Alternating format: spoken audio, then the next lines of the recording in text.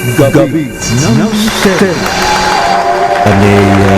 Fake o hindi? Paano ba na-fake yun? Brother Bungo, magandang gabi sa iyo. Kumusta ka na? Welcome back sa ating program, Gabi ng Misteryo. Hello, magandang gabi sa Ray. So, yun lang naman, katulad lang ito nung yung pag-ghost hunting, di ba? Oo nga. Siyempre, marami din gumagawa ng fake na pero definitely, may totoo naman. Naniniwala naman ako na totoo yun. Medyo kailangan lang natin maging mapanuri talaga sa lahat ng bagay, hindi lang sa pag-ghost hunting. Oo nga. So, ano yung nakita mo na sa palagay mo'y meron ka bang nasilip na dami-dami ng mga video tungkol sa mga UFO, mga allegedly extraterrestrials? Wala ka bang nasisilip doon na gusto mong ma-debunk? Actually, marami naman talaga. Katulad na sinabi ko kanina, katulad din ng pag-ghost hunting Kasi ito yung field na to. Actually, ito yung first interest ko bago ang ghost hunting. Itong mga aliens. Kaya lang, syempre, di ba, doon tayo natutok sa isa. Pero, parang may konteksto kasi ang alien na paranormal din Yes. Di ba? Meron naman science din. At maraming opportunista din. Ang gusto ko nga patunayan kung kayang sukatin ng mga existing na mga device yung energy nitong mga extraterrestrials. Kasi karamihan kasi ng mga ito hindi talaga makikita ng tao especially naka-cloak sila. Sinasadya nila yon na hindi magpakita, and meron silang ganong technology. So I think kaya nga dapat kasama rin natin sa ating discussion tonight si Zaldi. Pero of course meron siyang lakad ngayon. Kung anong device, kung kaya bang masukat yung electromagnetic field, o di ba? Actually, yung Geiger counter yata. Yung yung radiation. Nagde-detect ng radiation. Kasi pag galing sa space, di ba, may radiation. Pwede yun. May nabibili sa Shopee Lazada nun. Pang-sukat ng radiation. Baka pwede yun, no? Yun ang gusto ko ring ma-discover. Ano nga bang instrument ang pwede makapag-detect sa kanila? Kasi nung nagpunta kami doon sa Ciudad Verdadero, kitang-kita ni na Brother Elias using their clairvoyance, yung nakalapag na UFO. Ako hindi ko kagad nakita ano yung nakita nyo doon, Brother Elias, ni Miss Marie Chris sa Ciudad? Paki-on mo nga yung microphone na yan. Hello? Okay. Nung pumunta po kami doon, una naming napansin agad, yung may parang sasakyan doon na kulay silver. Tapos gusto kong sabihin, yung pala sabay kami ni Marie Chris na nakita siya doon sa spot. At kinukwento ko nga sa kanila na isa pang experience talagang meron, yung umaatras yung sasakyan natin. Wala naman dapat tamaan doon. Kasi di ba may Brother B, yung mga sakyan may mga sensor na detect ng sensor, pero wala naman. Walang dapat atrasan, pero yung sensor ng sasakyan niya, tumutunog yung sasakyan ni Brother Ray. Ibig sabihin, merong tatamaan doon. Doon sa likod. So, wala naman nakikita. So, parang patunay na talagang mayroong nakalapag doon na spaceship. Ganun ba yun? Yung mga Tesla, pati yung mga Tesla cars ngayon. Di ba? Actually, yung mga multo kaya rin ma-detect nung mga sensor. Ginagamit din kasi ng electromagnetic field din So, di ba, doon patunay, yung spot na yun, palikuta pa at paano tayo, mag-aaberya tayo, paikot. Tumunog siya, iniisip ko naman, baka naman damo lang. Hindi. Pero imposible. Hindi naman makaka-emit ng radiation or damo. So doon na-confirm na meron doon sa spot na yun. Talaga. Na talagang meron. Tapos yun pa, may nakatayo doon, dalawang nag-grayish na malaki ang mata na mga alien. Na alien na payat. Sabi ko, nakakala ko ako lang. Eksakto, sabi ni Marie Chris, nakita din niya. Tapos, di ba, na pinipil mong tapos sinubukan namin ganunin ng palad. Na-feel nyo? May energy siya. Tapos sabi ko nga, i-feel mo yung mismong sasakyan spot. Tina-challenge ko nga, magpakita wala, ayaw ang ganda ng hindi sila umalis, talagang nagpakita talaga sila. Iyon ang gustong makita ni Brother B, saka ni Ma'am L, saka ni Mr. Waray.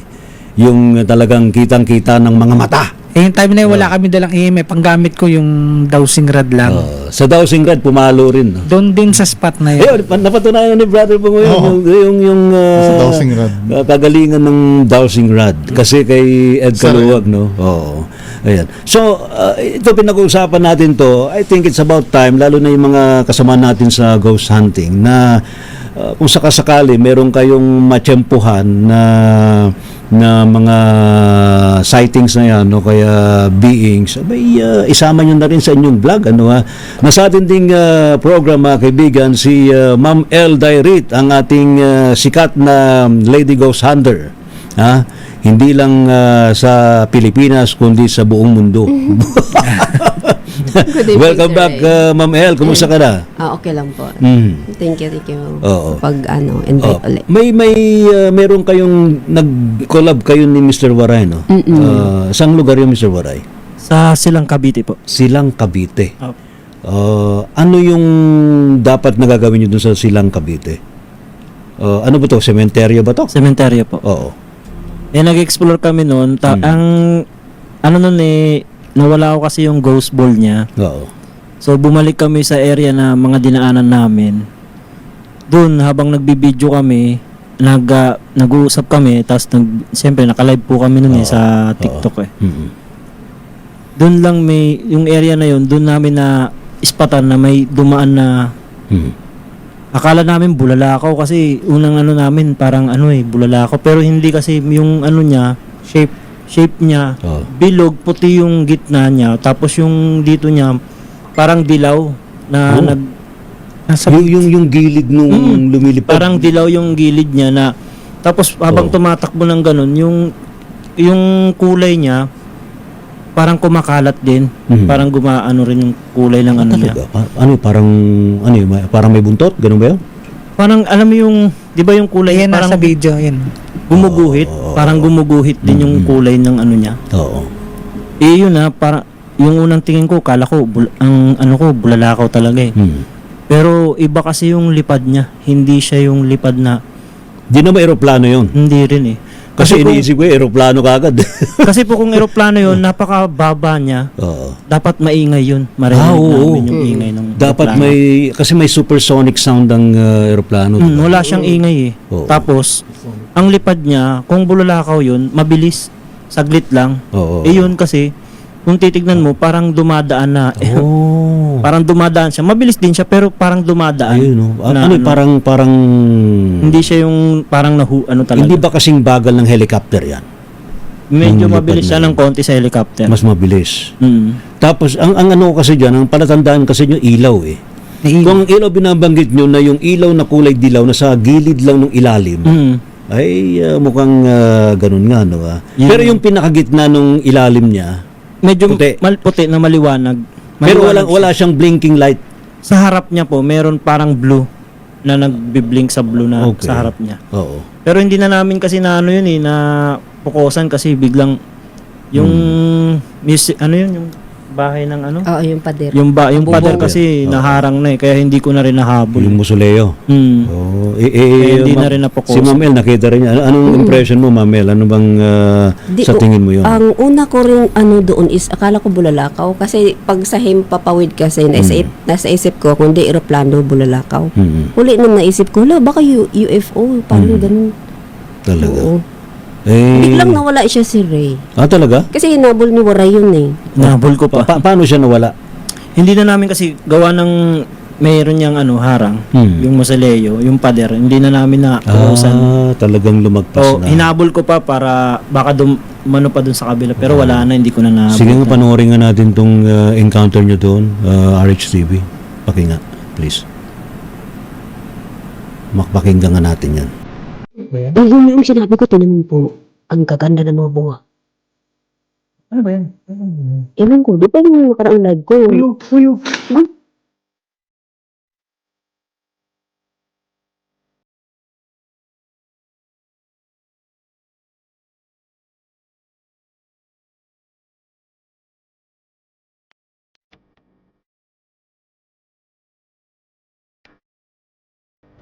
Ano yan? Nalaglag. Ano yun? Shooting star. Nalaglag siya. Bulalakaw? Bulalakaw yun? Parang bumagsak na aeroplano, simbak ko lang. Iwan ko kunakunan.